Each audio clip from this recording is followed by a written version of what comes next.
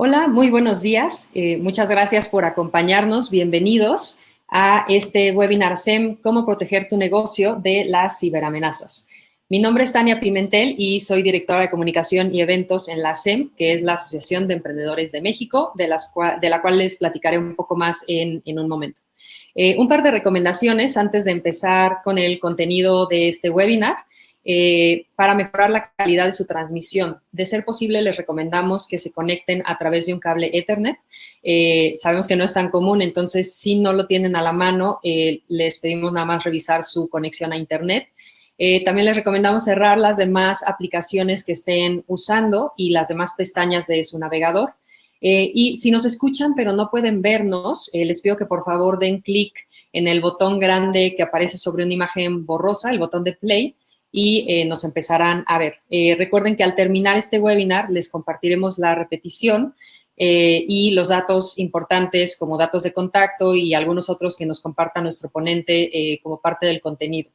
Y bueno, con esto me gustaría de nuevo agradecerles por conectarse hoy con nosotros en esta etapa de webinars de la SEM. Nuestro objetivo es y seguirá siendo entregarles contenido de valor. Entonces, si tienen alguna sugerencia de temas que les gustaría ver, nos lo pueden dejar en el chat, los estaremos leyendo a lo largo de este webinar. Y también podrán ver en su pantalla la oferta de los siguientes webinars que tenemos programados. Tendremos uno con Shopify y Segundo Tiempo, que verán en un momento en su pantalla. En un momento más les hablaré de este webinar, que también es gratuito, como todo el contenido de la SEM. Queremos también empezar agradeciendo a nuestro aliado Aki y NIC México por brindarnos este contenido de calidad. En un momento más le damos la bienvenida a nuestro ponente para comenzar con el contenido de este webinar. Y antes de eso, me gustaría dejarles un breve video sobre el trabajo que realizamos en la SEM para quienes no nos conocen mucho, y regreso con ustedes para platicarles más sobre este trabajo que hacemos.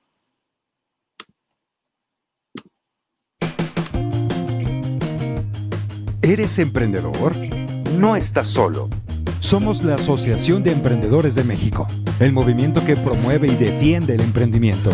Trabajamos para hacer de México el mejor lugar para emprender.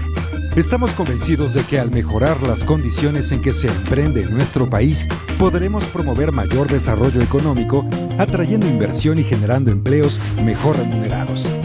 ¿Cómo lo hacemos? Mediante políticas públicas promovemos cambios que faciliten emprender e incrementen el impacto de tu trabajo. Te brindamos asesoría legal y fiscal, siempre que lo requieras. Estamos listos para defenderte si tus derechos se vulneran. Creemos en proporcionarte herramientas clave. Facilitamos cursos y conferencias presenciales y en línea. Difundimos información relevante para el desarrollo de tu empresa y te vinculamos con otros actores para fortalecer tu capital social y hacer negocios. Además, accede a descuentos y precios preferenciales que obtenemos para ti en servicios que podrías requerir. Con esto también buscamos fortalecer el ecosistema emprendedor nacional, a cada emprendedor, incubadora, aceleradora, fondo de inversión y otros promotores del emprendimiento. Somos parte de la Asociación de Emprendedores de Latinoamérica, la red de emprendedores más grande de la región. Sé parte de este movimiento haciéndote socia o socio, sin costo, en asem.mx, Asociación de Emprendedores de México.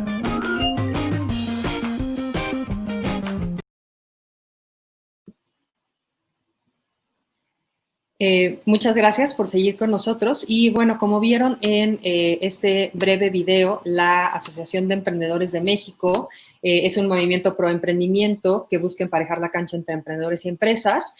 Nuestro trabajo principal se centra en el impulso de políticas públicas. Ya hemos impulsado 2 leyes, la de creación de empresas en un día y con costo cero, que son las SAS, y la ley de reemprendimiento, que facilita el cierre legal de una empresa invirtiendo menos tiempo y dinero para que puedan invertir esos recursos en su siguiente emprendimiento. Actualmente estamos impulsando la ley de pago a 30 días que pueden apoyar haciéndose socios. Pueden ver en su pantalla el link para registrarse como socios en nuestra página web. Es totalmente gratuito y, bueno, reciben muchas oportunidades, convocatorias exclusivas, mentorías, etcétera. Nos da mucho gusto también contarles que seguimos impulsando el pago a 30 días para que sea una ley y aunque todavía no es ley, ya se sumaron casi 100 empresas a este compromiso de pagar en un máximo de 30 días. Pueden ver toda esta información en la página pagoa30dias.mx, se las vamos a dejar ahorita en los comentarios y ustedes también pueden invitar a alguna empresa a sumarse a este compromiso. Y bueno, esto servirá para que los emprendedores tengan liquidez que tanta falta hace también en estos tiempos, ¿no? Y bueno, pues de nuevo los invitamos a registrarse como socios, apoyan las causas de la SEM y tienen muchos beneficios y seguiremos trabajando para aumentar estos beneficios. Y bueno, platicándoles un poco de la SEM, nos gustaría ahora ya dar inicio al contenido de nuestro webinar. Nos pueden enviar sus preguntas a través del chat y las contestaremos después de la presentación de nuestro ponente. Y sin más, me gustaría presentar a nuestro ponente. Él es Raúl Ramírez Castañeda, que es egresado de la carrera de Ingeniería en Sistemas de Información por el Instituto Tecnológico y de Estudios Superiores de Monterrey, Campus Zacatecas. Cuenta con diversas certificaciones y diplomados en las áreas de pruebas de software, ciberseguridad y derecho informático, todos avalados por organismos internacionales. Con más de 18 años de experiencia en procesos de calidad de software, actualmente se desempeña como ingeniero en seguridad de la información dentro del Laboratorio de Investigación de NIC México y del proveedor de servicios digitales aquí. Raúl, muchas gracias por acompañarnos el día de hoy. Bienvenido y te dejo los micrófonos. ¿Qué tal, Tania? Muy buenos días a todos. Pues antes que nada, muchas gracias por esta invitación a platicar sobre un tema que definitivamente para mí es una pasión, que es el tema de seguridad informática. Definitivamente las nuevas tecnologías, las tecnologías de información y esta era digital nos ha traído grandes beneficios como sociedad, pero también hemos tenido que pagar algunos costos, ¿no? Costos que están representados por estas amenazas que vamos a ver el día de hoy. Aclarar un poquito, el curso el webinar está enfocado a gente que tiene un contexto de tecnología, pero no a profundidad, ¿no? Entonces, si por ahí en el público existiera un experto en seguridad o en temas tecnológicos, les pediría un poquito de paciencia, incluso pues podrían participar y ayudarme un poquito con alguno de sus comentarios, ¿no? Pues arrancamos.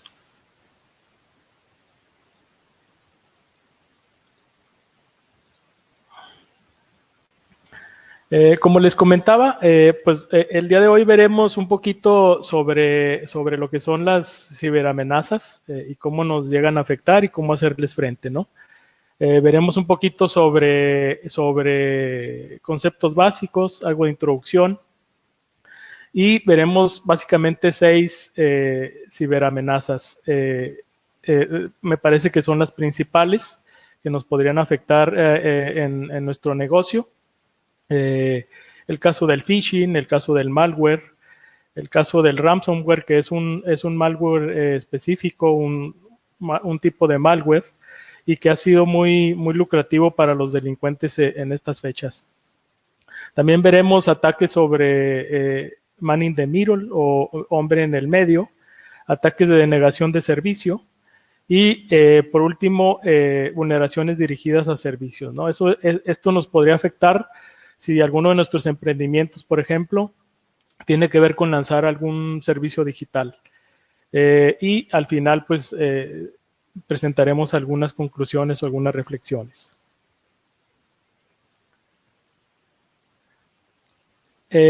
Cuando hablamos de una ciberamenaza, estamos hablando básicamente de todo aquello que ocurre en el mundo digital que puede implicar un riesgo, ¿no? Un riesgo para las personas, para los negocios o incluso para los gobiernos. Riesgos que pueden traducirse desde una afectación de imagen o de reputación, pérdidas económicas o incluso hasta afectaciones a la integridad física, ¿no? Esto resulta difícil de creer, pero se está dando, ¿no? Por ejemplo, por ahí en el 2017, si mal no recuerdo, hubo hackeos a dispositivos médicos que llegaron a afectar y poner en riesgo la salud de algunos pacientes, ¿no? ¿Qué es lo que motiva al delito informático o a quienes realizan este tipo de amenazas? Pues básicamente una ganancia financiera, ¿no? Está por ahí el poder ganar dinero fácil, ¿no? El espionaje es otro de los motivantes a cualquier nivel, ¿no? Al nivel personal, a nivel negocios, al nivel gobierno. En el tema personal, nos sorprenderíamos la cantidad de eventos que existen donde una persona, el joven o espía a su novia o a su esposa, instalándole malware, ¿no? Instalándole malware en su teléfono, por ejemplo. A nivel de negocios, pues se da muy seguido que algunas empresas recurren a este tipo de prácticas para obtener una ventaja competitiva sobre su competencia, ¿no? Y pues a nivel gobierno, definitivamente creo que hemos visto o leído las noticias, pues se está convirtiendo cada vez más en algo común, ¿no? Intervenciones entre gobiernos que pueden incluso llegar a cambiar resultados de elecciones, ¿no? Aunque suene un poquito difícil de creer, otro motivante es la demostración o la diversión, ¿no? Muchos ataques se llevan a cabo por jovencitos, por adolescentes que están estudiando informática y que con el fin de curiosidad de conocer una herramienta o de usarla, llegan a hacer afectaciones a algunas organizaciones, ¿no? ¿Qué es lo que está influyendo para que todo esto esté creciendo? Básicamente, me gustaría mostrarles esta gráfica que a mí me parece que resume toda esa parte. Y que es que con el paso del tiempo los ataques se han vuelto un poquito más sofisticados, pero por el otro lado la curva o el nivel de conocimiento que se requiere para realizarlos va disminuyendo, ¿no? Y eso está influido por la gran cantidad de aplicaciones o de herramientas que van surgiendo con el paso del tiempo. Herramientas que hay que aclarar se construyen con buenos propósitos para apoyar a quienes administran la tecnología, pero pues bueno, son usadas de mala manera por algunos grupos, ¿no? Entonces, creo que esto es lo que ha estado influyendo para el crecimiento de las ciberamenazas. Hablaremos primero del phishing. El phishing es, digamos, la técnica mediante la que el delincuente trata de hacer un engaño utilizando técnicas de ingeniería social, donde básicamente el delincuente intenta suplantar o impersonalizar a una empresa o a una persona, pues para cometer el engaño, ¿no? Básicamente lo que pretende el delincuente es obtener información confidencial. Entre las principales, pues contraseñas y nombres de usuario de cuentas y servicios, o incluso robar datos de tarjetas de crédito. Es principalmente lo que mueve al phishing, ¿no? Y el phishing, hay que aclarar, es usado como trampolín o como herramienta pivote para otro tipo de ataques, ¿no? Entonces, el 95% de los ataques de seguridad en redes corporativas iniciaron o por lo general inician con un correo de phishing que logró su cometido, ¿no? ¿Cómo funciona el phishing? Yo creo que todos los que estamos aquí hemos recibido un correo muy similar a tal vez de otra campaña, pero bueno, lo que sucede aquí es que este es un correo que suplanta la identidad de la empresa Amazon. Como ustedes pueden ver en este correo, se le dice al usuario, tu orden más reciente ha sido cancelada, ¿no? Entonces, si quieres revisar qué sucedió con tu orden, pues da clic aquí para reactivarla, ¿no? Lo que sucede es que aquí evidentemente este correo no es generado por Amazon y lo que hace es que lleva a un sitio que, si ustedes pueden ver, este es un sitio que es totalmente falso, pero que es idéntico al sitio auténtico de Amazon, ¿no? pero con algunas diferencias. Si ustedes pueden ver en la barra de dirección del dominio, pues se trata de otro dominio realmente que no es el de Amazon, ¿no? Entonces, si ustedes pueden ver, pues en apariencia es lo mismo, ¿no? ¿Cómo poder identificar uno de estos correos? Pues para empezar, si ustedes se fijan, el remitente es una cuenta de correo que no corresponde a Amazon, que cabe aclarar, puede ser una empresa que no necesariamente esa empresa está involucrada en el intento de engaño. Tal vez esa empresa pudo haber sido también producto de una vulneración y están usando sus servidores de correo de mala manera, ¿no? O incluso que el dominio que está alojando esta página, que es un engaño, también haya sido sujeta a una vulneración. Entonces, no necesariamente tanto el remitente del correo como la página a la que nos llevan, los dueños de esas páginas estén involucrados en el engaño. Tal vez puedan estar siendo también víctimas de otro tipo de vulneración, ¿no?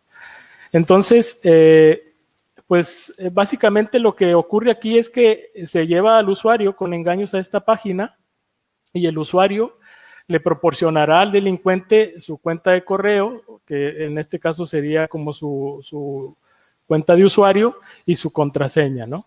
Entonces ya le estás dando los elementos para que ellos puedan tener acceso a tu cuenta de Amazon, ¿no? Y pues ahí tú tienes tal vez información de tu tarjeta de crédito o de los pedidos que tú has hecho. ¿Cómo hacer frente al tema de phishing? Una de las recomendaciones es habilitar la autenticación de doble factor en los servicios que así lo ofrezcan, ¿no? Por ejemplo, en este caso de Amazon, pues podríamos habilitar en la parte de configuración de seguridad avanzada. Sí, me parece que la mayoría conocemos la página de Amazon.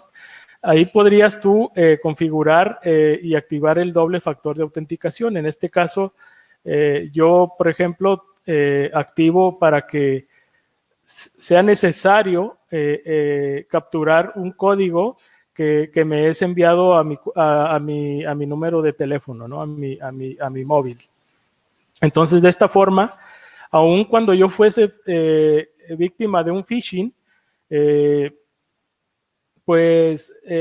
y me robaran mi usuario y mi contraseña, el delincuente no podría hacer nada con esa información. ¿Por qué?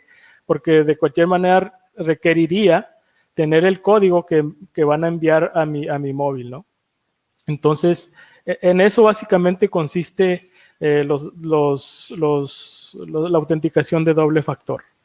Entonces, es muy recomendable que en los servicios que nosotros usemos, habilitemos esa característica si lo soporta, ¿no? Otra recomendación para hacer frente al phishing es usar servicios de DNS público con protección. Y aquí abriré un paréntesis para explicar un poquito sobre este tema, ¿no? ¿Cómo funciona por detrás en la parte técnica cuando nosotros hacemos o visitamos o intentamos visitar una página? Por ejemplo, imaginemos que este usuario está en su casa y quiere hacer o visitar la página de la SEM.mx. Lo que ocurre es que en la red de su casa, que está provisto el servicio de conexión a Internet a través de alguno de los ISPs de México, cualquiera que sea, tiene esta estructura, ¿no? En la red del ISP existe un elemento que se llama DNS o servidor de nombres de dominio, que lo que hace es, hace las veces de un traductor, ¿no?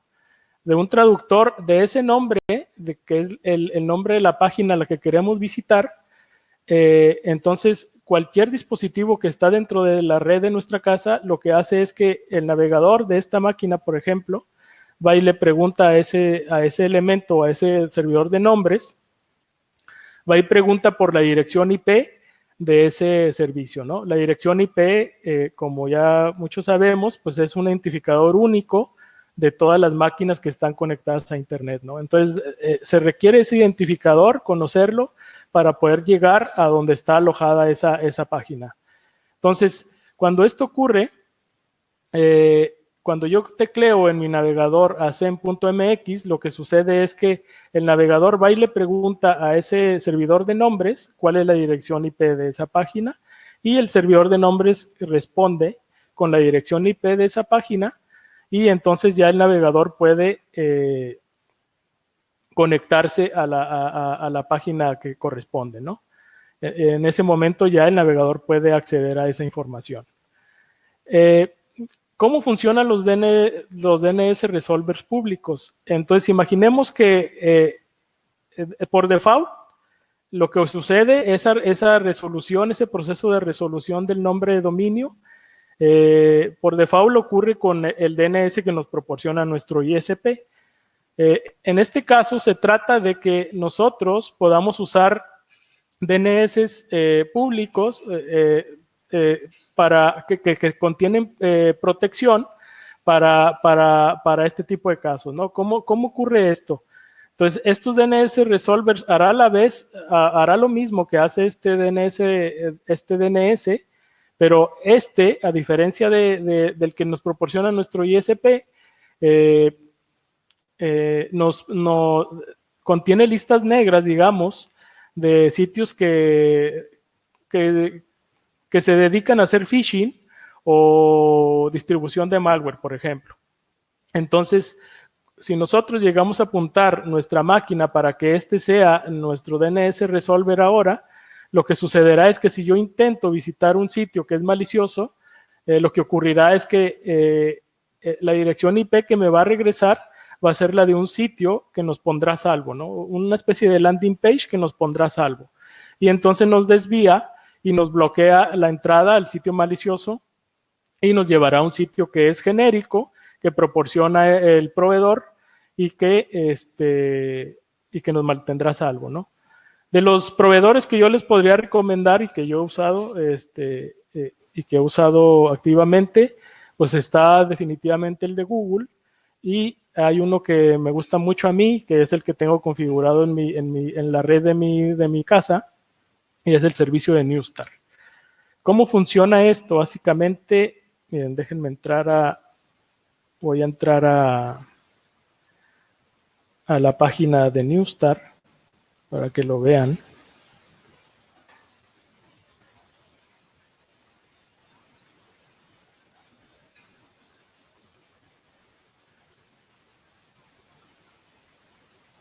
Está la página del servicio de Newstar, por ejemplo, que es un servicio que de entrada es gratuito, y si ustedes se fijan, aquí tiene diferentes categorías.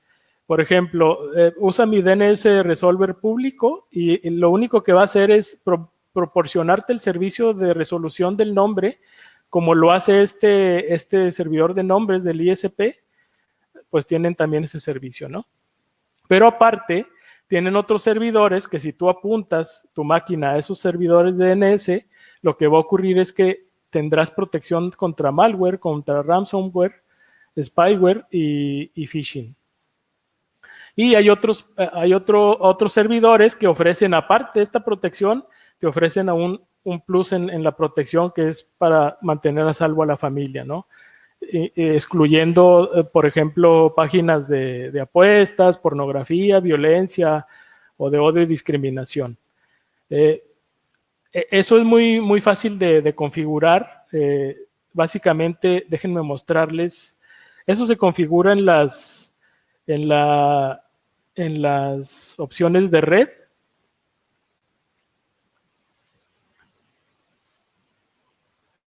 Yo en este caso estoy usando un sistema operativo basado en Linux. Se configura un poquito diferente, pero algo similar en los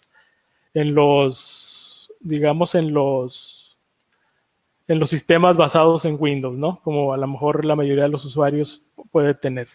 Básicamente, eso se altera aquí, esa información se altera aquí. En la configuración de la red, yo especifico que no use los servidores, que no identifique los servidores de DNS en automático que me ofrece mi ISP, y yo le proporciono los que yo deseo o a dónde quiero dirigirme, ¿no? Entonces, en este caso, yo le estoy diciendo que utilice los servidores de DNS de Neustar, ¿no? Y es así como funciona. Entonces, vean lo que ocurre cuando yo intento. Si yo intentase acceder, por ejemplo, yo tengo habilitado este paquete, el paquete de protección familiar. Entonces vean lo que ocurre. Si, por ejemplo, me bloquea temas de apuestas, entonces vean lo que ocurre si yo intento entrar a un sitio de apuestas, como es bet2play.com. Lo que ocurre es que el DNS de ese proveedor se da cuenta que ese es un sitio que contiene el contenido de apuestas y lo que hace es llevarme o redirigirme, lo bloquea obviamente y me redirige a una página donde estaré a salvo, ¿no? Entonces eso mismo ocurre con cualquier tema de phishing o de distribución de malware, ¿no? La gran noticia es que por lo general estos servicios son gratuitos, pero son muy útiles, ¿no? Así es como más o menos funciona esa desviación. Me llevarían a un sitio donde me mantendrían a salvo. Muy bien. Hay un tipo de phishing que es algo, digamos, más sutil, que no necesariamente se trata de robar contraseñas o robar datos de tarjetas de crédito, sino más bien hacer un traqueo o obtener información de manera muy sutil de nuestro dispositivo. E incluso en algunos casos pudiera llegar a darse que nos estén obteniendo datos de nuestro teléfono sin que nosotros nos demos cuenta. Y les voy a poner aquí un ejemplo. Les voy a pasar una liga aquí en el navegador. Si alguien se ofrece como voluntario a participar, les pasaré una liga aquí en el chat. No sé si por ahí la recibieron. Yo les invitaría a entrar y después les mostraré qué es lo que está ocurriendo.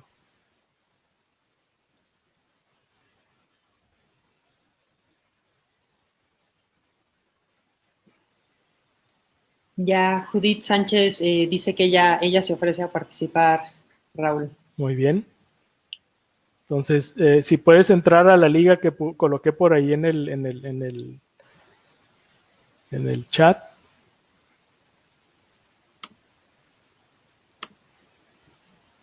¿Necesitas que Judith hable contigo? ¿O No, nada más quiero mostrarle qué está sucediendo. Súper. Ya también Beatriz.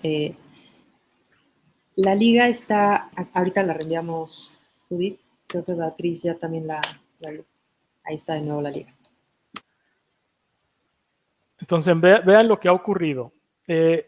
La página obviamente les está mostrando una imagen, de que es una imagen del webinar, pero por detrás lo que está ocurriendo es que hay un script que está haciendo un traqueo de mucha de la información de su dispositivo, ¿no?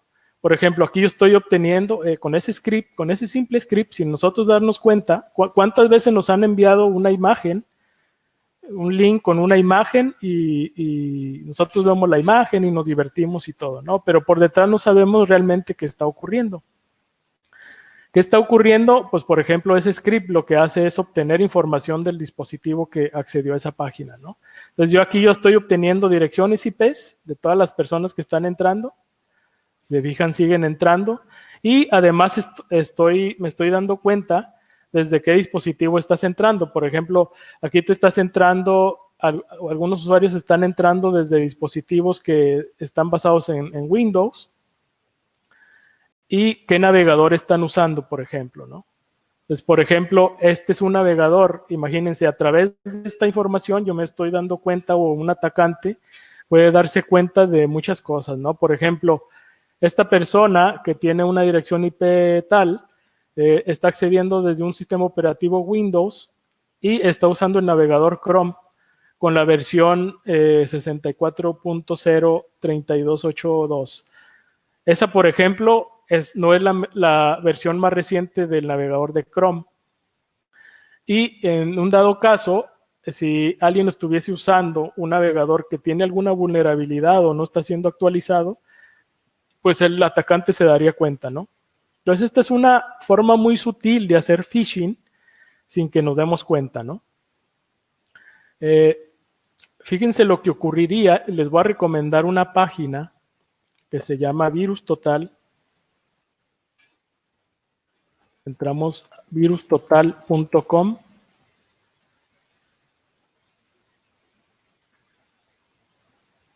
Y esta página lo que hace es las veces que nos permite analizar direcciones o ligas que a nosotros nos envían y que a lo mejor nosotros queremos saber si tiene algún contenido malicioso o están haciendo algún tipo de ataque, pues podemos analizarla aquí antes de acceder a esa liga. Por ejemplo, en este caso, imagínense que yo sospecho de que pues alguien me envió esta liga y sospecho que está haciendo algún mal manejo de la tecnología, ¿no? Entonces, la pongo aquí, le doy buscar y fíjense, aquí hay varios analizadores dentro de esta página que lo que hacen es escanear el URL que yo estoy enviando y en búsqueda de phishing o de cualquier tipo de ataque, ¿no? Si se fijan, aquí hay solamente una de las herramientas que contiene esta página la identifica como phishing. Enhorabuena por el algoritmo de este proveedor, ¿no? Que realmente es un phishing muy sutil, pero lo está identificando como tal, ¿no? Aquí tenemos los algoritmos, digamos, de cualquiera de los grandes proveedores y fabricantes de antivirus. Entonces, y lo mismo podemos hacer también con un archivo, ¿no? Por ejemplo. Aquí podemos analizarlo. Si sospechamos que un archivo que nos ha enviado alguien pudiera contener virus, también podemos analizarlo a través de esta página. Entonces es como si tuviéramos un antivirus, pero con todos o con un gran número de proveedores de antivirus. La siguiente ciberamenaza a analizar es el malware. El malware básicamente es un software que tiene el objetivo de realizar una tarea maliciosa dentro de nuestro equipo, ¿no? O sea, como su nombre lo dice.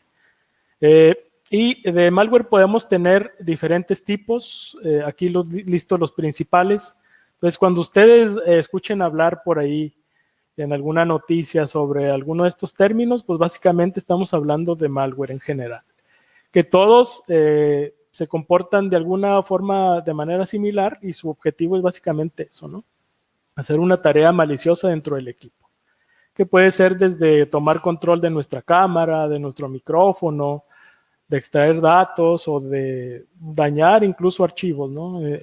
Como es el caso del ransomware. ¿Cómo funciona el tema del malware? Pues realmente para que el engaño funcione, lo que hacen los atacantes es diseñar un script que ejecuta operaciones o acciones maliciosas dentro de nuestra máquina. Entonces, pues el script se puede desarrollar en diferentes lenguajes, ¿no? Puede haber muchos lenguajes en los que se puede desarrollar un script. Pero ¿cómo se lleva a cabo el engaño? Entonces, hay una técnica que se llama esteganografía, que por sus raíces de origen griego significa escritura oculta. Lo que hacen es que a través de este tipo de herramientas, los atacantes ocultan ese virus o ese script que realizará una actividad maliciosa o destructiva dentro de nuestro equipo, lo ocultan dentro de otras extensiones de archivo, o sea, otros archivos, que como lo pueden ser cualquier tipo de archivo, realmente, pero los más usados son PDFs, imágenes, archivos de texto, documentos, o incluso videos, ¿no? Y a estos elementos se les llama portadores del script o del virus, ¿no? Hay una herramienta, me gustaría mostrarles esa herramienta para que vean un poquito cómo funciona esta parte, qué tan fácil es entrar a esta parte.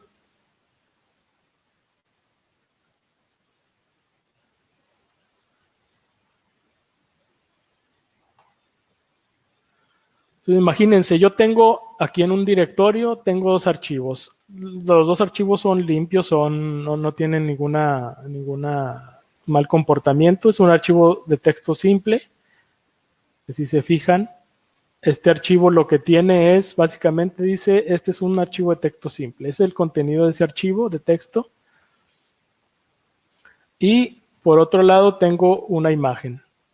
Esta imagen es como cualquier otra imagen, está limpia la imagen y vean lo que va a ocurrir. Entonces imaginémonos, yo aquí tengo una herramientita que lo que hace es, va a ocultar este archivo, lo va a ocultar dentro de esta imagen. Entonces esta imagen va a ser portador de este archivo. Entonces imagínense que en lugar de un archivo de texto, lo que se va a ocultar es un virus, un archivo de virus. Entonces, ¿cómo funciona? Hay una herramienta. Esta herramienta es para correr dentro de un entorno de ambiente Linux. La herramienta se llama StatHide. Básicamente lo que estoy diciendo aquí es, con varios parámetros, oculta este archivo de texto dentro de esta imagen. Entonces, vean lo que va a ocurrir. Me pide digamos, una especie de contraseña. Vamos a poner esto.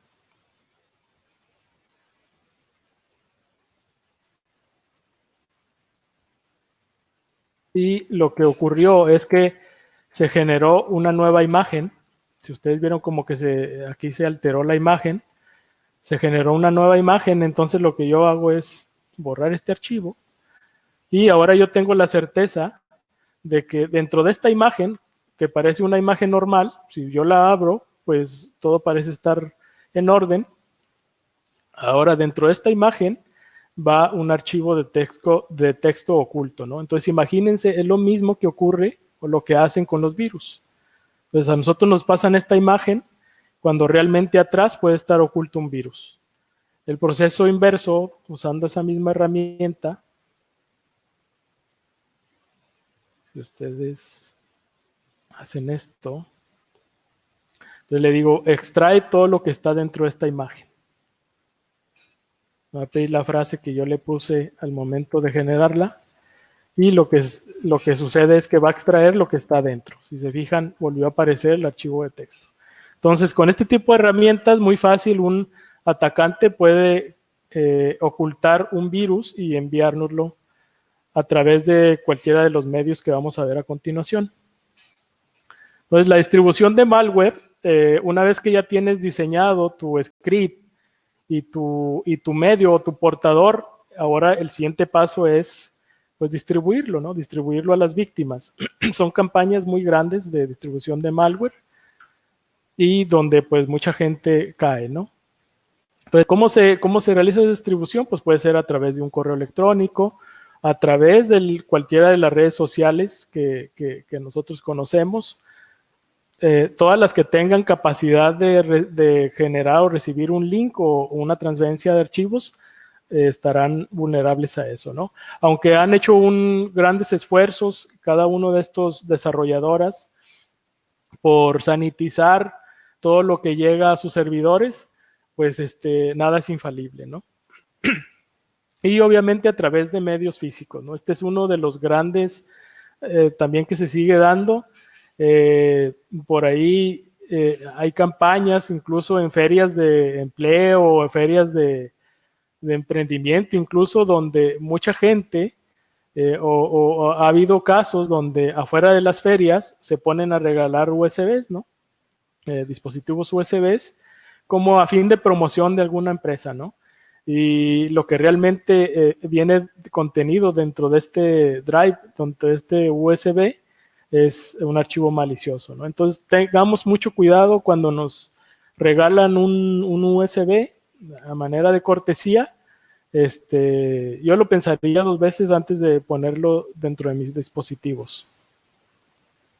Y entonces, pues se lleva a cabo la infección, ¿no?, de los equipos si llegamos a picarle a una liga o bajamos un archivo y ejecutamos ese archivo dentro de nuestra máquina.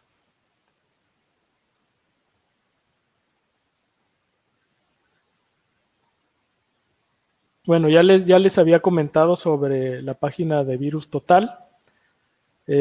Por ejemplo, vamos a analizar una liga en la que yo tengo certeza que es una liga que contiene malware. Puede ser esta. Entonces vean lo que hace, empieza el escaneo. Y aquí sí, por ejemplo, varios de los algoritmos de los diferentes fabricantes de antivirus lo identifican como malware o como un sitio malicioso. Entonces, con un fabricante, los que están aquí, o algoritmos que lo marcara como algo malicioso, yo pensaría 2 veces antes de entrar a esa liga. Para el caso de archivos, por ejemplo, imaginémonos, vamos a poner esta imagen, que esta imagen realmente no contiene un malware. Vean lo que ocurre. Ustedes suben su archivo, el que ustedes consideren que puede ser malicioso, y empieza a analizarlo, ¿no? Entonces, imaginémonos, tendría el poder de un antivirus, pero multiplicado por la cantidad de algoritmos que tenemos aquí de diferentes fabricantes. Entonces ahí lo va a subir y lo va a analizar, y al final me va a dar el resultado. Lo está analizando. Esta página se la recomiendo mucho, puede ser un gran complemento cuando, por ejemplo, nosotros tenemos algún antivirus que en su versión gratuita, ¿no? En su versión gratuita los antivirus nos ofrecen una protección básica, y podría ser complementada con esta herramienta, ¿no?, si nosotros la usamos manualmente. Bueno, por ahí lo vamos a dejar mientras sigue analizando. Bueno, ahí ya terminó. Entonces, fíjense, me dice, pues ninguno de los algoritmos de estos fabricantes encontraron que sea un archivo malicioso. Entonces, pues ya con toda confianza, ese documento que nos envió un amigo o puede ser algún desconocido, ya podríamos abrirlo, ¿no? ¿Cómo hacer frente al malware? Pues definitivamente la regla de oro es: tenemos que tener un antivirus en nuestros dispositivos, ya sea en nuestra laptop, en una PC de escritorio o en nuestro móvil, ¿no? La gran noticia la buena noticia es que la gran mayoría de todos estos, hay una gran variedad de antivirus, y la gran mayoría ofrece, digamos, planes de introducción que nos ofrecen una protección básica, ¿no? La protección básica significa que te ofrecen una forma de escaneo de tu máquina para poder saber si algún archivo está infectado, ¿no? Y muchos, por ejemplo, estos dos son muy utilizados en dispositivos móviles, ¿no? Y otra recomendación es básicamente que bajemos software de las tiendas oficiales, ¿no? Por ejemplo, si hablamos de móviles, pues bajar solamente software de las tiendas oficiales de cada dispositivo, ¿no? Si tenemos Android, pues de la página de Google. Si tenemos un iPhone, pues de las páginas de Apple. Y si tenemos un dispositivo Highway, pues de la página de la tienda del fabricante, ¿no? Y igual si se trata de una PC, pues igual, si es basada en Windows, de la tienda de Windows, y si es basada en Apple, pues de la tienda de Apple, ¿no? Sobra decir que queda prohibidísimo bajar software pirata. Por lo general es el que más tiene infección de malware, entonces pues queda prohibida esa parte, ¿no? El ransomware es un malware específico con un objetivo específico, y es básicamente el atacante lo que intenta es secuestrar los datos de esa máquina, ¿no? De la máquina que está siendo infectada. usando técnicas de criptografía, ¿no? Usando un algoritmo por ahí, la mayoría usan un algoritmo que se llama AES, es uno de los algoritmos de criptografía más fuertes, y lo que hace es que si esa máquina se llega a infectar, puede llegar a seleccionar algunos archivos o incluso carpetas completas con todos sus archivos y encriptarlos, ¿no? O cifrarlos. Entonces, una vez que logra ese cometido, el archivo original se elimina y este archivo que queda cifrado, pues queda inaccesible para el usuario que es dueño de ese equipo. De tal forma que requeriría tener esa llave para poder hacer el proceso inverso de descifrado o de recuperación de esos datos. Entonces, cabe aclarar que lo que ocurre es que los datos no son transferidos o no es un robo de datos como tal, ¿no? O sea, los datos no son transferidos hacia la máquina del atacante. Lo que ocurre es que los datos siguen permaneciendo dentro de la máquina origen, pero quedan totalmente inaccesibles, ¿no? Entonces, cuando eso ocurre, el atacante lo que pide es una recompensa monetaria para poder descifrar esos datos. Entonces, esta es una pantalla que al momento de que alguien fue infectado, pues le aparece esta página donde se le informa que fue presa de un ataque y efectivamente él quiere acceder a sus documentos y no puede hacerlo, ¿no? Entonces, en esta página le están pidiendo rescate, una recompensa por brindarle la llave de regreso, que es una llave, es básicamente una contraseña, digámoslo así, que le permitirá volver a descifrar sus documentos si así llegase a ser, si llegase a ceder en el pago, ¿no? Entonces, por lo general, este tipo de ataques, los atacantes reciben para mantener su anonimato, pues reciben recompensas o los pagos los reciben a través de Bitcoin. Entonces, una vez que alguien llega a pagar ese rescate, pues el atacante le proporciona la llave para poder desencriptar. Pues cuando él presionase aquí, imaginámonos que alguien ya pagó el rescate, presiona el botón de desencriptar y lo que va a ocurrir es el proceso inverso dentro de sus archivos o sus documentos, que es llevar ahora los datos cifrados en el proceso inverso para poder generar los documentos que originalmente él tenía, ¿no? Entonces, de alguna forma, este ha sido uno de los ataques más lucrativos que se ha dado por ahí, ¿no? Y en la noticia los hemos, a lo mejor alguien ha leído algo de esto, con los términos de WannaCry o Petya, son digamos, los ataques más conocidos que se han dado relacionados con esto, ¿no? Incluso en nuestro país, Pemex ha sido ya víctima de este tipo de ataques. Creo que a finales del año pasado se dio ese ataque. ¿Cómo hacer frente al ransomware? Pues se recomienda el uso de respaldar periódicamente nuestros datos, ¿no? Y para eso yo les recomendaría que pudieran hacerlo en la nube, ¿no? O sea, es una muy buena opción que tengan alguno de los repositorios de almacenamiento en la nube, que frecuentemente ustedes, cada uno de estos proveedores, todos son muy buenos, son los más grandes, digamos, contienen las herramientas cliente, le permiten, una vez que lo instalas en tu máquina, poder hacer, digamos, respaldos periódicos de tus carpetas, en los documentos que tienes en tu máquina hacia la nube, ¿no? Entonces, imaginémonos que somos presas o somos víctimas de un ataque de ransomware, pues no nos veríamos obligados a pagar por ese rescate, ¿no? Porque pues tenemos un respaldo de esos documentos en otro dispositivo, ¿no?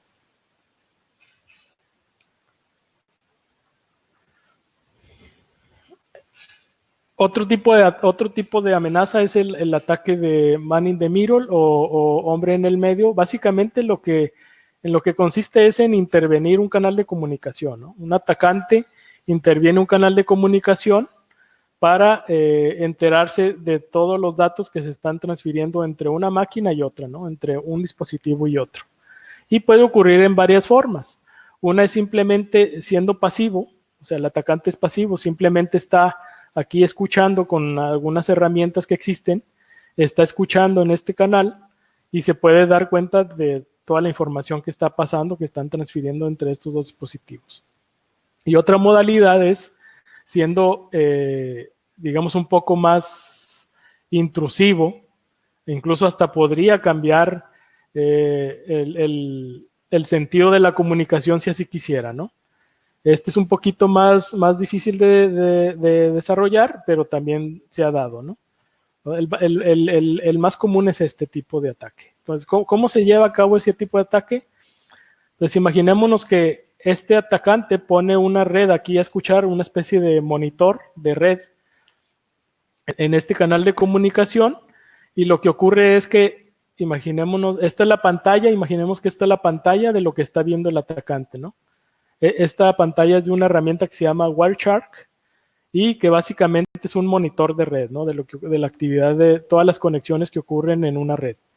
Entonces, básicamente, si este canal estuviese así, sin ser cifrado, sin estar encriptado, sin tener más seguridad de esta comunicación, lo que ocurre es que, por ejemplo, si yo estuviese ingresando a una página de un servicio y me voy a autenticar, lo que está ocurriendo, vean aquí. El atacante está viendo de forma plana, en texto plano, lo que es el usuario, o sea, son datos que está transfiriendo este usuario hacia este servidor, es su nombre de usuario y su password. Entonces, de esta forma, el atacante pues ya obtuvo información del usuario que pudiera usar para su beneficio, ¿no? ¿Cómo combatir este tipo de ataques o hacer frente? Pues básicamente es a través de certificados SSL, ¿no? Entonces, es básicamente lo que nosotros vemos cuando estamos entramos a un sitio. Por aquí tenemos el candadito.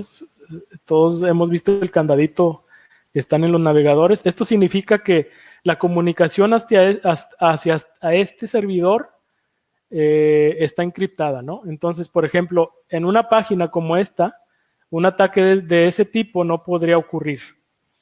Entonces, lo que sucede es que se encripta el canal y aun cuando el atacante esté monitoreando la transferencia de datos, pues será totalmente ilegible para él, ¿no? Esa es una de las buenas prácticas que deben ocurrir, ¿no? Entonces, si nosotros, como usuarios, pues no deberíamos de tener desconfianza de pasar información a través de un sitio que no cuenta con un certificado de SSL. Y si lo vemos desde el otro punto de vista, si nuestro emprendimiento tiene que ver con un servicio digital, pues debemos considerar de manera, digamos, obligatoria, casi obligatoria, el que nuestro sitio ofrezca estos certificados o estas conexiones seguras hacia nuestros clientes, ¿no?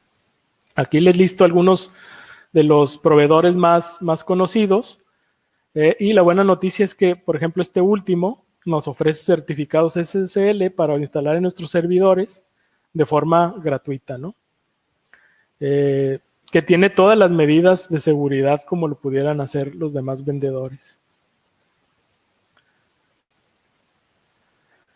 Otra recomendación para evitar o hacer frente a los ataques de hombre en el medio es hacer uso de las redes virtuales, redes privadas virtuales. Y básicamente, pues son muy recomendables usarlas en redes que son públicas, ¿no? Entonces, ¿quiénes de nosotros pues no han tenido que conectarse a una red pública, ya sea en el aeropuerto, en un hotel, en un campus, en una universidad o en una cafetería, ¿no? Entonces, la idea es que todos los usuarios que están conectados dentro de esa red, pues pueden tener acceso a escanear la comunicación que tiene ese dispositivo dentro de esa red, ¿no? Como ocurría aquí, ¿no? Por ejemplo. Entonces, lo que ocurre es que las redes, las VPNs, lo que ofrecen es hacer un puente dentro de esa red pública para que yo me comunique hacia ese servidor a través de un canal que es un canal protegido. Entonces, una vez que yo establezco esta comunicación, ahora sí yo tengo la capacidad de acceder a Internet de forma segura, ¿no? Es muy similar a lo que ocurre, por ejemplo, cuando nos conectamos a la red de nuestra empresa, ¿no? Y nosotros trabajamos en un gran corporativo, muy seguramente para acceder a la red de la empresa tenemos que llegar primero a un servidor de VPN, ¿no? Y a través de eso, una vez que establecemos esta conexión, ya tenemos acceso a toda la red interna de la organización. Pues es un principio muy similar, ¿no? Pero en este caso lo hacemos para navegar de forma segura en Internet, ¿no? Entonces, sería muy bueno que acostumbremos a tener, sobre todo lo recomiendo para los dispositivos móviles, que instalemos una herramienta que nos permita establecer una conexión a una VPN segura, ¿no? Y aquí les dejo algunos proveedores en los que yo confío mucho. Yo soy usuario de Proton VPN. Es muy fácil de instalar en un dispositivo móvil. Básicamente lo que hará es que tú estableces la conexión con sus servidores y una vez que haces eso ya tú de forma segura podrás acceder y estar navegando en Internet sin ningún problema, ¿no? Entonces estás creando un puente protegido entre todos estos usuarios que están dentro de una red pública y tu comunicación. Este tipo de ataques nos debería de preocupar, el tema de ataques de denegación de servicio nos debería de preocupar si nosotros vamos a hacer un lanzamiento, tenemos algún emprendimiento que pudiera representar un servicio digital, ¿no? Entonces debemos de estar conscientes de que este tipo de ataques existen. ¿Y en qué consisten? Básicamente se trata de que un delincuente intenta mermar la capacidad de un servicio, ¿no? De un servidor. ¿Cómo lo intenta hacer? Pues a través del envío de grandes cantidades de datos o grandes cantidades de peticiones, ¿no? Entonces imaginemos, son bombas de grandes cantidades de datos hacia un servidor en específico. ¿Y cómo funciona ese tipo de ataques? Pues básicamente se conforma lo que es una botnet que está conformada por varios dispositivos que están infectados. Digamos, estos dispositivos a lo largo de todo Internet fueron infectados a través de otro tipo de malware, ¿no? Entonces quedaron infectados y hay un dispositivo controlador que está en posesión del atacante que lo que hace es todos estos procesos o estos dispositivos que quedaron vulnerados, quedan a disposición de este controlador para lanzar ataques, ¿no? Y básicamente lo que hace es que este dispositivo ordena a un segmento o a todos los dispositivos dentro de esa red enviar grandes cantidades de peticiones a un servidor en específico, ¿no? Entonces, cuando eso ocurre, el servidor ve mermada su capacidad al atender tanta cantidad de peticiones. Y los usuarios que realmente son usuarios legítimos o verdaderos, pues ven mermada ya sea su experiencia en la navegación o incluso ni siquiera pueden acceder al servicio, ¿no? Dentro de las botnets más conocidas tenemos a la conocida como Mirai. Es una botnet que se ha conformado básicamente por dispositivos de IoT que fueron vulnerados y que por ahí está, ¿no? Entonces, es una de las redes de botnet más grandes que está en posesión de delincuentes y que es usada para lanzar ataques o bombas de ataques de datos, ¿no? ¿Qué es lo recomendable aquí? Pues si vamos a lanzar en nuestro emprendimiento tenemos un servicio digital, lo más recomendable es que si queremos tenerlo en nuestros servidores, lo pensemos 2 veces, ¿no? Igual se requeriría una gran inversión para tener una infraestructura que pudiera soportar un ataque de denegación de servicio. Entonces, pues lo más recomendable es contratar a uno de estos proveedores, ¿no? Los más conocidos. Ellos ya ofrecen dentro de sus productos, imaginémonos, rentamos un servidor con ellos y ahí montaremos nuestro servicio. Y ellos ya ofrecen y tienen la capacidad para soportar cualquiera de esos tipos de ataques, ¿no? Pero si aún así nosotros, por la naturaleza de nuestro emprendimiento, necesitamos que nuestro servicio o nuestro servidor esté en una infraestructura propia, pues pudieran contratarse también proveedores que ofrecen ese servicio de protección contra ataques de DOS. Los más conocidos o los más grandes, los listo aquí. Akamai es uno de los más grandes, ¿no? Que pudiera soportar ataques muy grandes de datos, en el tema de terabits por segundo, ¿no?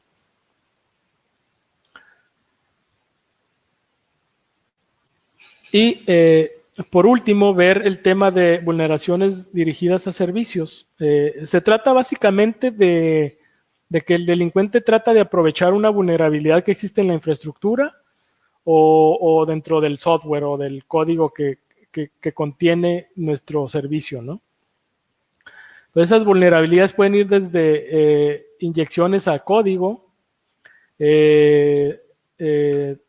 también los sistemas que tienen sistemas de autenticación y manejo de sesiones débiles, pues son aprovechados por estos tipos de ataques.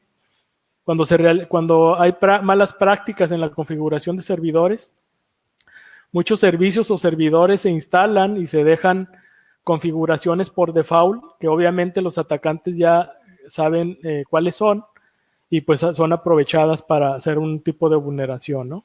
Aunque parezca mentira, todavía este tipo de ataques, aprovechando configuraciones default en servidores, se llega a dar mucho, ¿no? E incluso, pues, si estamos usando software que es vulnerable, ¿no? O que no está siendo actualizado. Esto es sobre todo cuando compramos alguna herramienta que es muy conocida por la comunidad y pues la comunidad conoce cuáles son sus vulnerabilidades. ¿Cómo hacer frente a las vulneraciones dirigidas a servicios? Pues aquí sí básicamente yo recomendaría la contratación de algún proveedor que nos brinde el servicio de pruebas de software, ¿no? Que aparte de las pruebas de seguridad nos pudieran ofrecer un plus, como son las pruebas de funcionalidad, de desempeño, de usabilidad o de compatibilidad dentro de nuestro servicio, ¿no?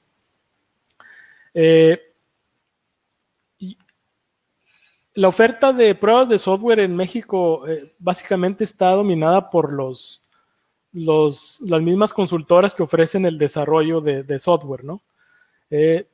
Yo tengo mis reservas con relación a eso. Yo me enfocaría más o recomendaría más consultoras que se enfocan específicamente, son especialistas en el tema de pruebas, y de las que yo les podría recomendar un poquito, porque hemos trabajado con ellas, sería la empresa Testing IT, y esto es en temas generales, que ellos pueden hacer cualquiera de estos tipos de pruebas.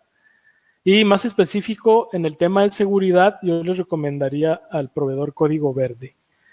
Del lado un poquito más internacional, si nuestro emprendimiento lo amerita, pues pudieran contratar alguna consultora ya de más, digamos, enfoque mundial. Existe una que se llama HackerOne, obviamente por su nombre, pues está enfocada a temas de seguridad, y básicamente cómo funciona es que a ellos les pagas por los defectos encontrados, no les pagas por hora, les pagas realmente por los defectos que ellos te puedan encontrar. Entonces es otro esquema diferente que puede resultar de utilidad para el emprendimiento si vamos a lanzar un servicio digital. Para el caso, por ejemplo, de tiendas en línea, pues yo les recomendaría a plataformas que sean, que cumplan con el estándar PCI. El estándar que es, el estándar PCI se refiere a todo el tema de manejo de tarjetas de crédito. Entonces, yo les recomendaría algunos, ¿no? Por ejemplo, Shopify es una muy buena opción. Y recientemente aquí ha realizado una alianza con el proveedor ePages, que bueno, también son compatibles o son cumplen con la regulación que tiene el estándar PCI, ¿no? Y si ustedes quieren lanzar una tienda en línea, si su emprendimiento es de eso, pues yo les recomendaría estas dos, que pueden ser dos buenas opciones.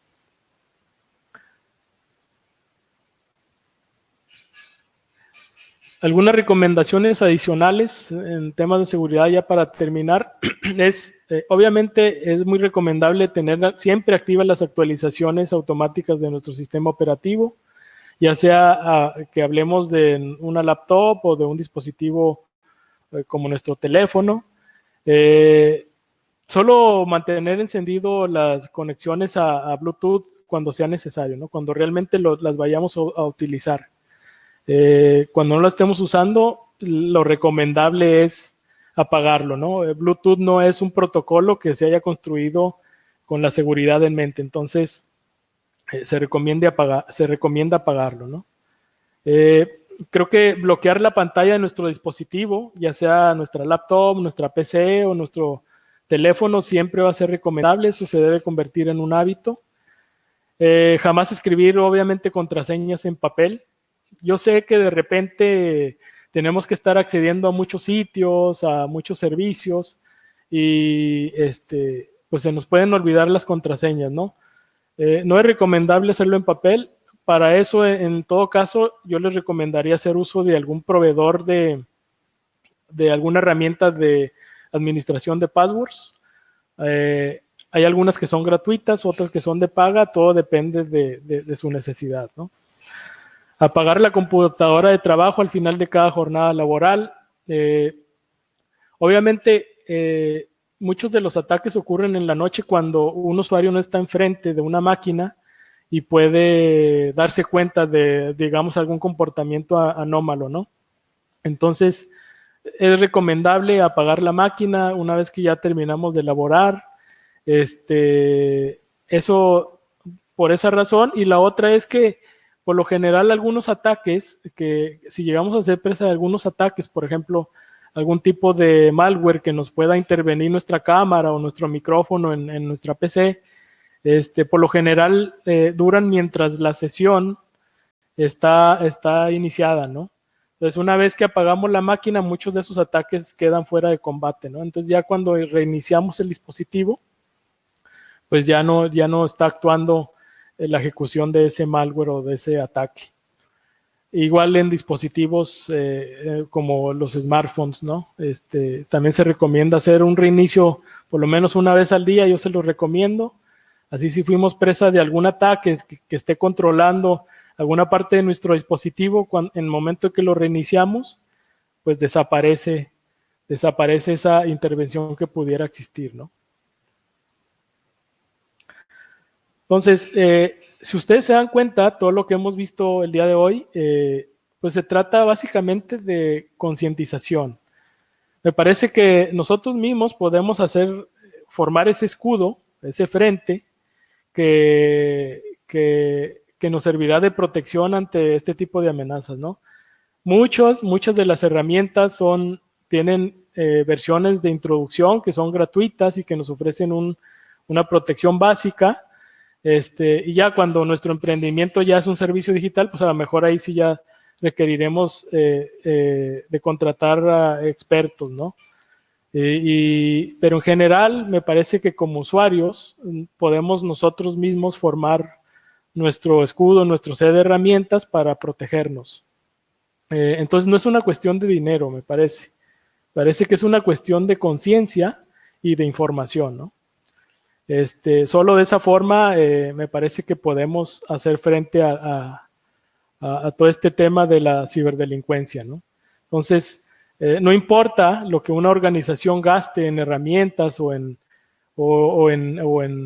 grandes aplicaciones, si realmente no se invierte en la concientización y educación de la gente, ¿no? Entonces, grandes corporativos que invierten cantidades enormes de dinero siguen siendo hackeados porque se les ha olvidado una parte muy importante, y que es que la gente esté informada, ¿no? Aquí les dejo mis datos. Si alguno de ustedes pudiera o quisiera ahondar en alguno de estos temas o tuvieran alguna duda que haya quedado en la presentación. Lamentablemente no es mucho el tiempo que tenemos, pues aquí les dejo mis datos, ¿no? Me pueden localizar en el correo electrónico o a través de mi red profesional. Pues eso sería todo. Pasamos si hubiera alguna pregunta o quisieran ver algún tema más a fondo, con todo gusto. Muchísimas gracias, Raúl. Te agradecemos mucho por todo este contenido tan útil que nos acabas de dar, por todos estos recursos y recomendaciones. Gracias también a los que mandaron sus preguntas. Tenemos ya muchas preguntas y empezaremos a responderlas con Raúl. También en lo que contestamos estas preguntas con nuestro ponente, les pedimos que nos ayuden a su vez a contestar unas encuestas sobre el contenido de este webinar para que nos ayuden a seguir mejorando. Aparecerán en un momento en su pantalla. Y bueno, primero, Raúl, pues todos te mandan felicitaciones, ¿no? Y te agradecen por este contenido que la verdad creo que nos sirve mucho como emprendedores y también en general, ¿no? Como personas, pues para protegernos de todas estas amenazas. Empecemos con las preguntas. Elizabeth nos pregunta qué es lo que se entiende por ingeniería social. Ok, ingeniería social básicamente, cuando hablamos de eso, hablamos de toda esa información que un atacante obtiene a través del contacto, digamos, del contacto social, digamos, ¿no? O sea, de repente nosotros, alguien nos hace preguntas y damos, como dicen de manera vulgar, damos cambio de más, ¿no? Entonces, a veces nos hacen algunas preguntas o alguien que se quiere hacer pasar por alguien. Por ejemplo, mucho de lo que se da últimamente son las llamadas telefónicas,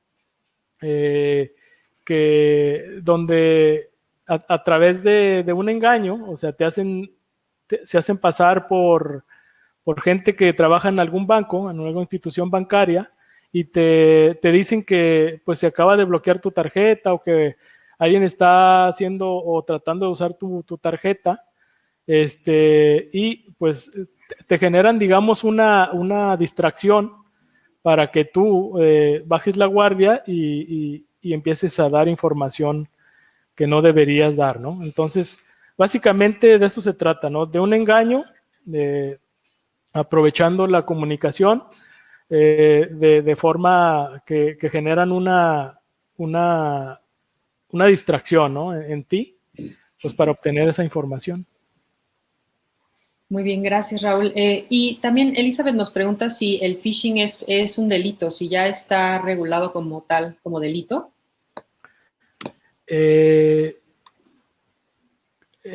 Mira, el tema es que muchas de las cosas están reguladas o están dentro dentro de nuestras leyes, pero creo que han quedado muchas lagunas, ¿no? Definitivamente sí se puede catalogar ya como un delito, ya que se trata de acceso a información digamos, sin tu consentimiento, ¿no? Pero de cualquier manera me parece que nuestras leyes tienen que ser reformuladas y redactadas de manera diferente para que alguien, por ejemplo, comete un tema de estos, pudiera pisar la cárcel, ¿no? Yo en lo personal no conozco a alguien que haya sido que haya efectuado un ataque y que se encuentre ahorita en la cárcel, ¿no? Y eso es por las lagunas de cómo está redactada la ley, ¿no? Entonces hay mucha forma de darle la vuelta a los términos que se utilizan para que esto pueda tener efecto realmente como algo que pueda llevar a alguien tras la cárcel, ¿no? Muy bien. Y nos preguntan también, Iván, si aunque tenga certificado SSL, los sitios web también se puede hacer phishing o otro tipo de fraudes, ¿no? O sea, como qué tanto garantiza teniendo ese certificado que vamos a estar totalmente seguros. Bueno, el certificado realmente lo que garantiza es que la comunicación entre el navegador o tu máquina va cifrada, ¿no? Va cifrada entre tu máquina y el servidor al que te estás comunicando. Definitivamente no te garantiza que sea un sitio auténtico. De hecho, si mal no recuerdo, cerca entre el 50 y 60% de los sitios de phishing cuentan con un certificado SSL. Entonces, no nos dejemos guiar por esa parte. Aunque tenga un certificado SSL, puede tratarse de un sitio phishing, porque realmente el certificado SSL es para otro cometido, ¿no? Que es cifrar la comunicación, no para autenticar realmente que es un sitio auténtico al que estamos visitando. Ok. Nos pregunta también, nos pide Santiago, si puedes repetir cómo se llamó la herramienta que usaste en Linux como para esteganografía. Sí, si quieres, aquí te muestro.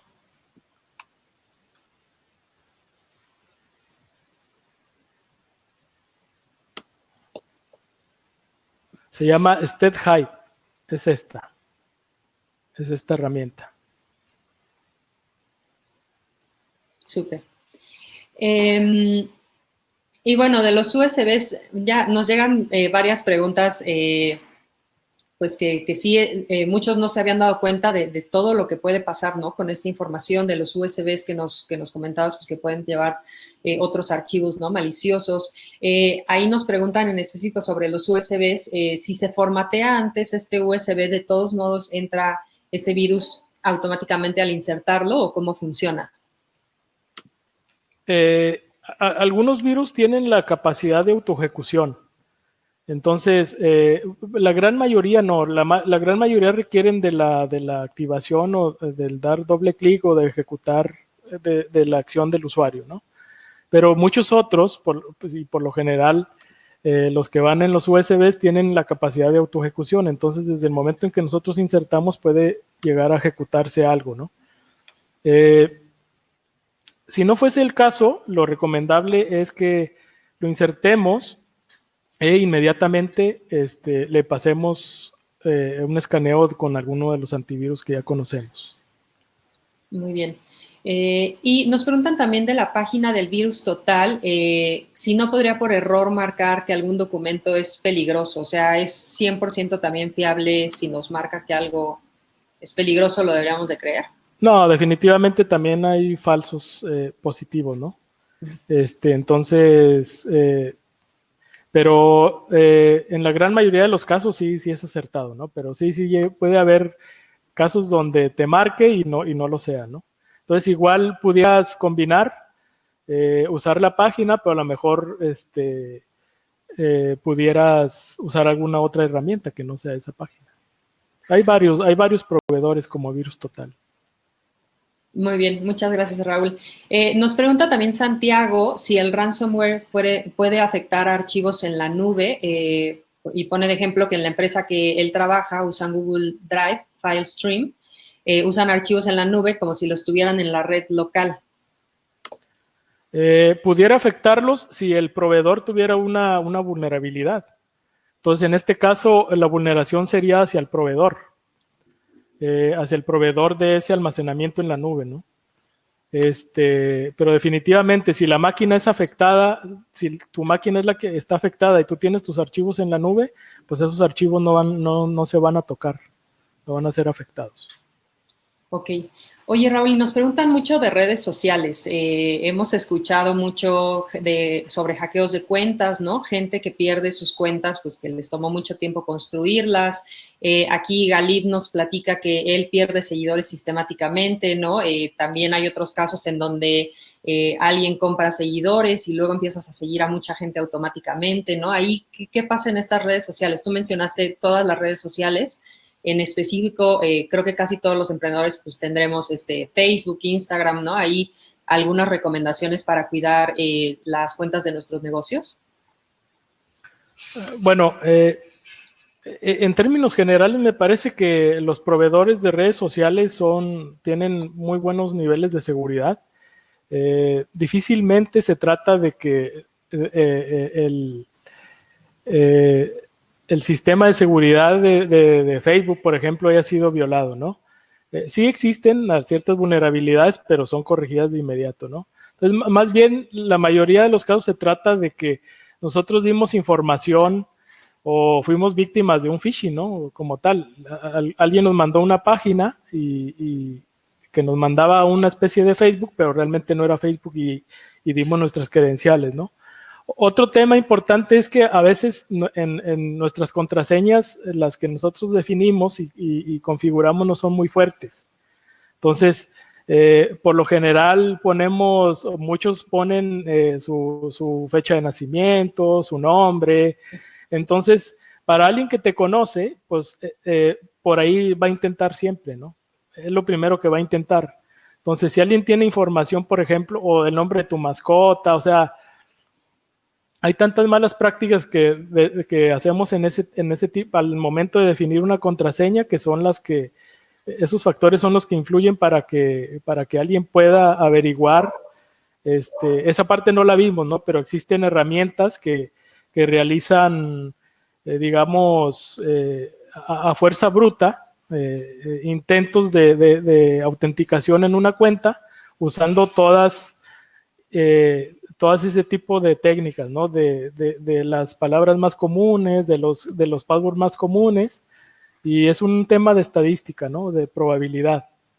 Esas herramientas por lo general a muchas cuentas les llegan a pegar porque el password es 1, 2, 3, 4, 5, ¿no? Claro.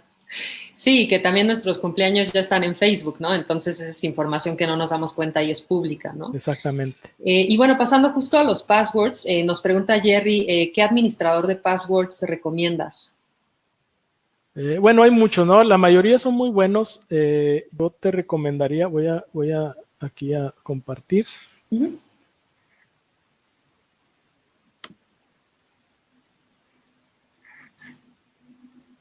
Bueno, nos dice Rosario, le estoy leyendo que si nos desaconsejas usar la misma contraseña para todo.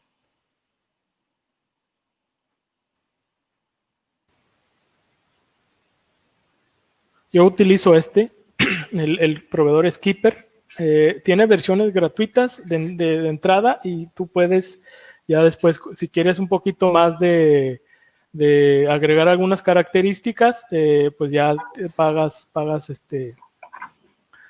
una tarifa por ello, ¿no? Yo en lo personal uso Keeper y ahí tengo básicamente todas mis contraseñas, las contraseñas de mis servicios. Sobre la pregunta última que me hacías, pues sí, definitivamente. Si llegan a vulnerar una de tus cuentas, pues prácticamente estarán vulnerando todas las cuentas de tus servicios, ¿no? Entonces, sí se recomienda tener una diferente. Este tipo de herramientas de administrador de passwords, lo que tiene también son herramientas que te pueden ayudar a generar passwords que son aleatorios y que serían difíciles de descifrar o de localizar por una de estas herramientas de fuerza bruta, ¿no? Entonces, sí, es muy recomendable. Este tipo de herramientas lo que te permiten es solamente tener como que una contraseña maestra, que es la única que vas a tener y que debe ser muy, muy segura, muy, muy difícil de averiguar. Y una vez que accedes a esa bóveda de esas herramientas, pues ahí tienes y administras todas tus contraseñas, ¿no? Muy bien. Oye, nos preguntan también sobre las contraseñas. Varias páginas ya ofrecen usar Facebook o nuestra cuenta de Google para conectarnos. ¿Recomiendas eso o empiezan también como a obtener datos nuestros sin que sepamos? Bueno, ahí todo dependerá de los términos y condiciones que maneje el proveedor, ¿no? Yo les recomiendo que siempre, antes de darse de alta en un servicio, pues leamos los términos, ¿no? O sea, los avisos de privacidad son muy importantes, ¿no? ¿Qué información de la que yo les voy a proporcionar van a estar adquiriendo y van a estar compartiendo con otros proveedores, ¿no? En el caso de los sistemas de autenticación que se basan, por ejemplo, en usar ya las cuentas de Google o de Facebook, pues son sistemas de autenticación que realmente son seguros, son servicios que ofrecen esos proveedores, por ejemplo Facebook, para brindar un sistema estándar de autenticación, y lo que hace es que tú envías los datos con los que te autenticas en Facebook, y Facebook no los comparte, esos datos no los comparte. O sea, tu contraseña y usuario de Facebook no lo comparte. Realmente lo que hace es regresarle al proveedor que está usando ese servicio y decirle, sí, realmente esta es la persona y según lo que yo tengo en mi base de datos, y déjalo entrar, ¿no? Pero esos datos no los comparte. Lo que sí se pudiera llegar a compartir son datos que son públicos como tu foto, incluso a veces tu lista de amigos o de contactos, y alguna otra información que pueda ser pública que dentro de la misma página de Facebook.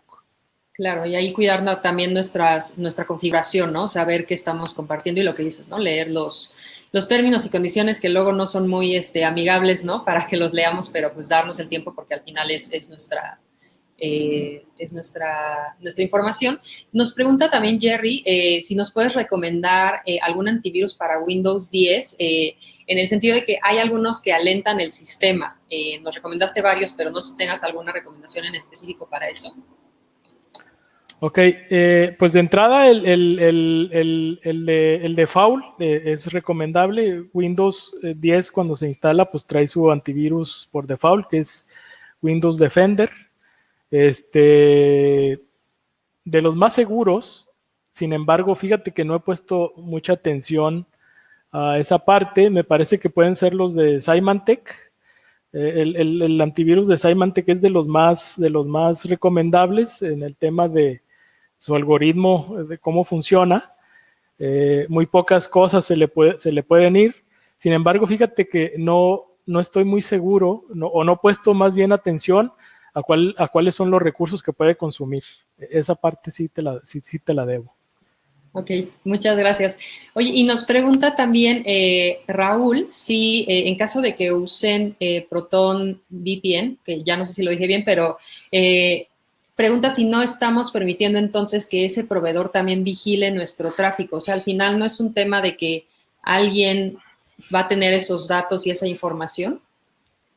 Mira, definitivamente sí, ahora todo tu tráfico se lo estarías transfiriendo a ese servidor.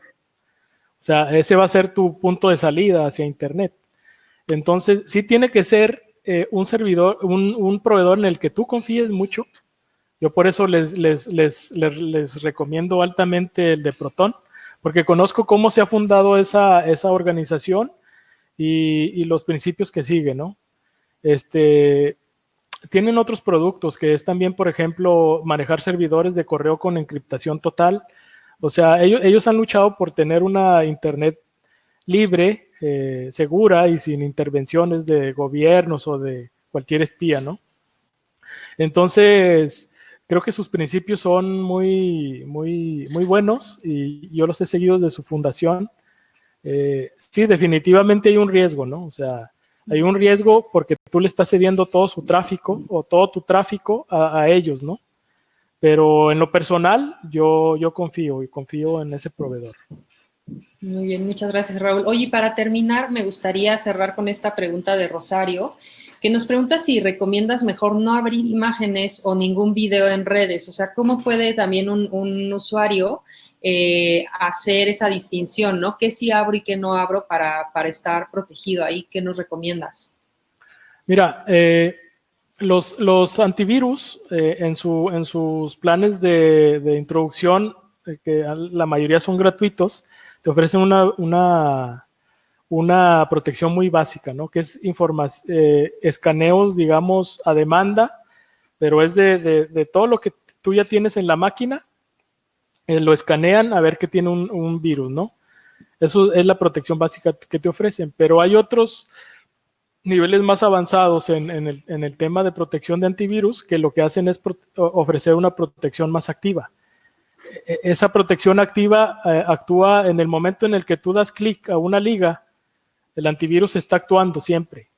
Entonces, en el momento en el que tú llegas a una liga o intentas abrir un archivo que es malicioso, el antivirus, los que están diseñados de buena forma, detienen el ataque en automático. Pero esos son, digamos, características que vas añadiendo dependiendo del plan que estés pagando de tu antivirus. En sus versiones más básicas no te ofrecen eso. Por ejemplo, para móviles, Avast, por ejemplo, o AVG, son muy accesibles sus precios y te ofrecen una protección activa como la que te estoy diciendo. Creo que debes andar pagando por ahí de 150 pesos al año para móviles, para teléfonos. Entonces me parece que la inversión vale la pena. Muy bien. Oye, y a ver, voy a incluir una última pregunta porque Sergio nos la mandó ya varias veces. Sí. Con esta me gustaría cerrar ahora sí. Nos pregunta, y no sé qué tanto aplique, si es algo que no está dentro de tu conocimiento, solo dinos, nos pregunta cómo puede validar un RFC de persona moral o física para saber si está en alguna lista negra como SAT o algún otro sitio. ¿Cómo podemos validar un RFC? Bueno, sí, definitivamente ahí sí quedaría fuera del tema y de mi nivel de conocimiento al respecto, ¿no? Algo que pudiera servir, algo que ahorita me lo recordaste, hay un servicio que se llama Juiz, no sé si alguno de ustedes lo ha escuchado, aquí lo voy a proyectar, de hecho pudieran accederlo a través de una de nuestras páginas, que es ya sea a través de Nick México o aquí.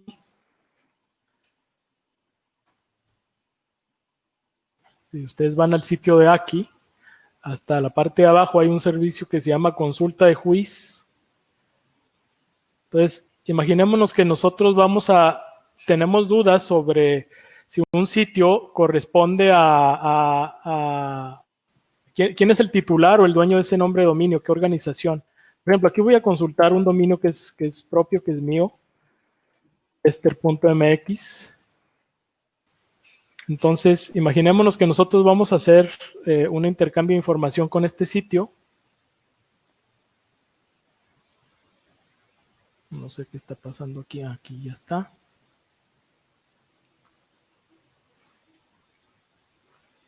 Entonces, este buscador me da como que la información de qué organización es el dueño de ese sitio realmente.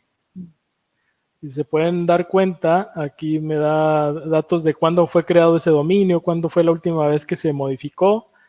Y aquí más abajo, en el registrante, este es el titular del nombre de dominio. Dice que este dominio está en posesión o el dueño es Raúl Ramírez Castañeda. Entonces, ahorita con esta pregunta que me acaban de hacer, me recordaste que esta herramienta también puede ser de utilidad para revisar quién realmente es la organización dueña de cierta página. Muy bien. Sí, muy útil también el recurso. Bueno, Sergio, no sabemos específicamente del RFC, pero en este taller, en este webinar de digital, esta podría ser una aplicación. Y bueno, muchísimas gracias, Raúl. Se nos terminó el tiempo. Nos encantaría tener más tiempo para seguir hablando de todo esto que sin duda es súper importante para todos nuestros emprendimientos. Y bueno, a todos, muchas gracias por conectarse también. Con esto llegamos al final de nuestro webinar Cómo proteger tu negocio de las ciberamenazas. En su pantalla pueden ver el siguiente evento que vamos a tener. Justo Raúl habló de Shopify y nos da mucho gusto platicarles que tendremos el primer taller que nos enseñará herramientas de e-commerce en conjunto con Facebook y Shopify. Entonces, les vamos a explicar y a platicar cómo estas dos herramientas se conectan para hacer crecer nuestros negocios, y es el primer taller de esta naturaleza que se da en Latinoamérica. Entonces, de nuevo es gratuito, los invitamos a que se registren y un par de días antes les enviaremos el link de Facebook Live en donde lo estaremos transmitiendo.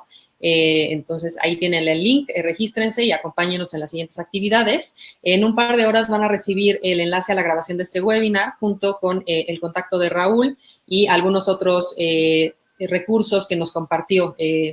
Y pues agradecer a todos, en especial a Raúl Ramírez Castañeda, que es ingeniero en seguridad de la información en el Laboratorio de Investigación de NIC México y aquí, por impartir este contenido tan interesante y tan útil. De verdad, Raúl, muchísimas gracias. No sé si nos quieras dar unas palabras para cerrar este webinar. Pues muchas gracias, Tania, gracias por la invitación. El mensaje es el mismo, ¿no? Es al final, me parece que este es un tema de conciencia y de estar informados, de involucrarnos un poquito como usuarios, y también si vamos a lanzar un sistema o un servicio digital, pues estar consciente de todo lo que existe para que también mantengamos a salvo a nuestros clientes. Entonces, más que de un tema de recursos o de grandes cantidades de dinero, me parece que es un tema de conciencia. Perfecto, muy bien, Raúl. Pues muchas gracias de nuevo y gracias a todos por acompañarnos. Nos vemos en la siguiente actividad de la SEM. Hasta pronto, que estén muy bien.